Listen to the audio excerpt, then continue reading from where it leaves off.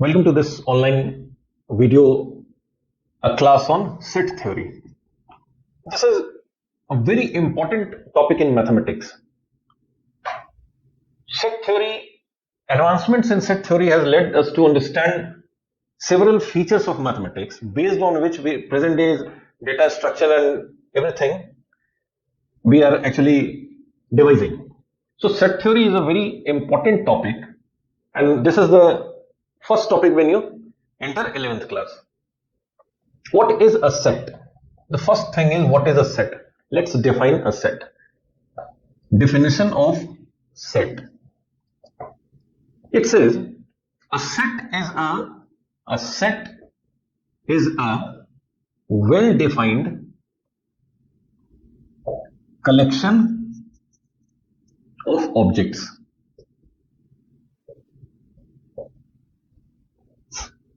What is the meaning of this?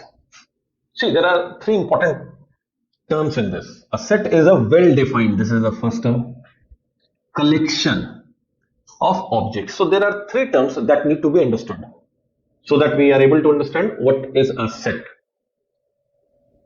Let's say we say n is a set of all natural numbers, a set of all natural numbers.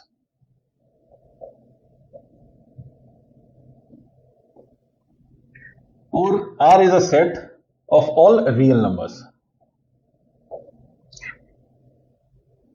Here we are talking of a collection, a set of all natural numbers. So we have a basket in which all the natural numbers are, we have put all the natural numbers in that basket. So it is a collection. Let's say we have a collection of oranges, one orange.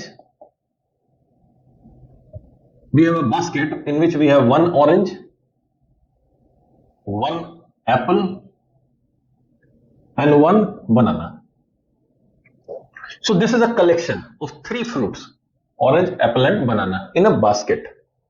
That is what we call a set. We have this element and this element in that basket. That basket is a set. So it is a well-defined collection of objects. So you are now familiar with what are objects. Like this, orange, apple, bananas, these are objects. Natural numbers, these are objects. Real numbers, these are objects. Even number, odd number, integer. So these are objects. Collection, in one basket we have these objects. So this is collection of all the objects. Objects are also called members or elements. Somewhere you'll find it's written elements of the sets. Somewhere you'll find members of the set. Somewhere objects. So they are all the same thing. So a collection of objects is a set, but not every collection of objects is a set. It has to be well defined. For example, if we say the collection of, or to say a set of the top 3 dancers of the world. Who are the top 3 dancers? Is it well defined? Two people may differ. Someone will say this is the number 1, this is the number 2, and this is the number 3 dancer of the world. Other person will say no, this is on number 1, this is on number 5. So that is not well defined. We have to have objects that are well defined. Like natural numbers, they are well defined. Real numbers, well defined. We can say a set of all even numbers between 0 and 10. Both numbers included, or let's say both numbers excluded. A set of all even numbers between 0 to 10. What will be the objects of this set? 2, 4, 6, 8. So this is well defined. It cannot be 12. We cannot put 12 here, or we cannot put minus 18 here. This is well defined.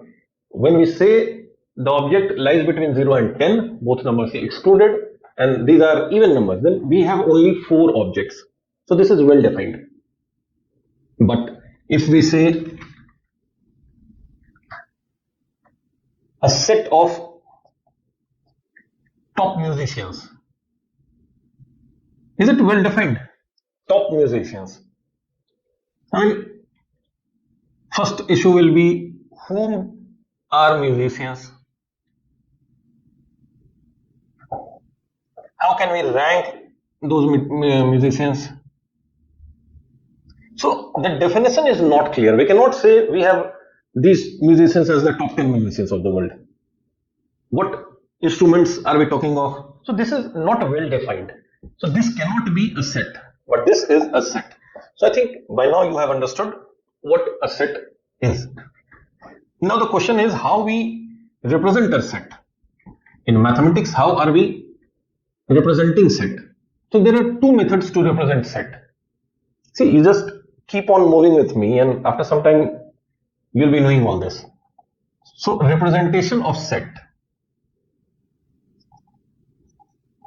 We have defined what a set is. In mathematics, how we will represent a set. So there are two methods. First method is called roster method and second method is called property method. This is also called tabular method. And this is also called set builder method. So we'll see one by one first of all we'll see what is a tabular or roster method. Tabular or roster method.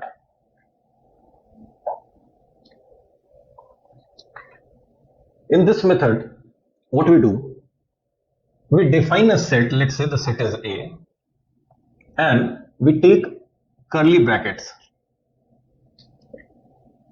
Think of this as the basket. This is the basket in which the oranges and apples are kept. And within this bracket, we put the elements of the set. For example, we had said all even numbers between 0 and 10. So we put them inside this 2, 4, 6, 8. And we put a comma after all the elements. So this way of representation of a set is called tabular or roster method. There are a few important points to be noted. First is we use curly brackets. Generally we denote a set by a capital letter. The elements are written inside the curly bracket and we use comma to separate the elements. Another thing is this can also be written as 4, 8, 2, 6. That is, the order in which we write the elements within the brackets is immaterial. We can put it anywhere.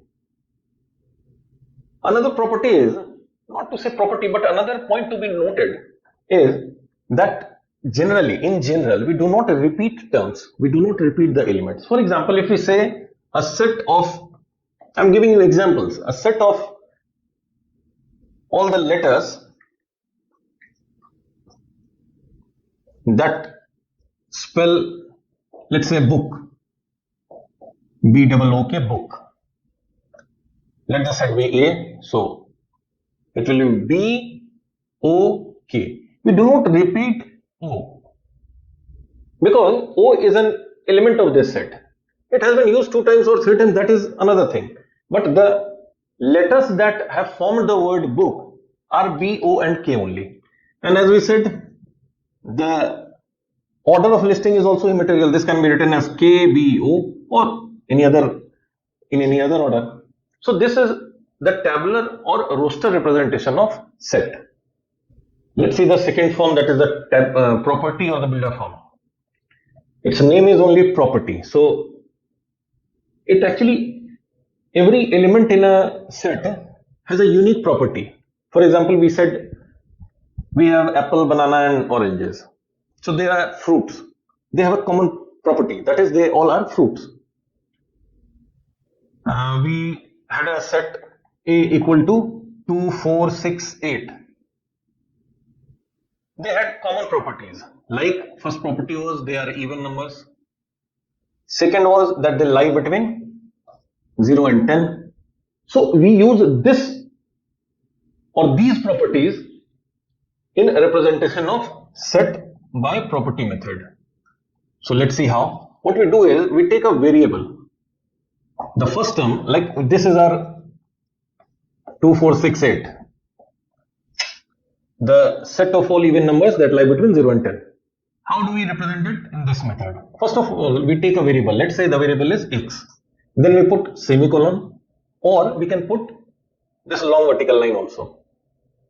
This is more common, semicolon. So it's x. And what is x? X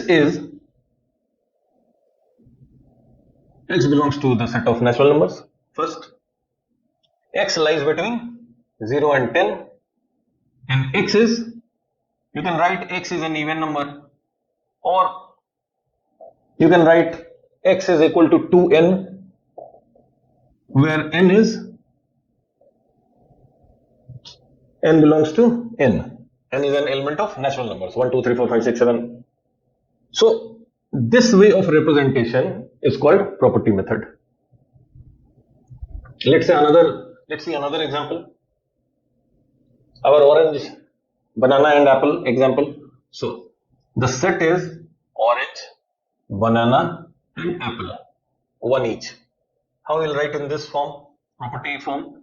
Let's say this is x, where x belongs to the set fruits. This is first.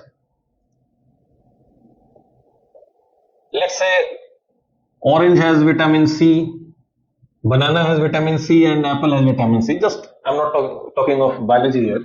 I'm just saying all these fruits have vitamin C in them. So X has vitamin C, and let's say these three are grown, only these three are grown in Ram's garden. So next property is X belongs to Ram's garden. So using these three, we are able to, zero in on orange, banana and apple. They are fruits, so tomato is out of it. They all contain vitamin C, and as we said, these all contain vitamin C, and they are from Ram's garden, and Ram has a garden which has orange, banana and apple trees only. So this can define this set. So this is not how we will be actually defining in our mathematics. I'm just giving you for understanding. So by now you have understood what is a set, how to represent a set, and we have used many examples to let you understand this. What I advise you now is you should go to your textbook, the book by NCERT, that is a very good book. Go to that book and see the first few pages where you'll have the definition of set and how to represent a set. Study them properly, read those lines, make notes, and you'll have a small exercise like this only to form sets and all. Solve it, you'll get confidence. In the next class, we'll move ahead. We'll proceed further and see operations of set. And first of all, we'll see how many types of sets are there, and then we'll see how the sets are operated. How do we add sets? How we subtract set, multiply set, and all things. So for now, learn the definition and the representation of set. Okay, thank you.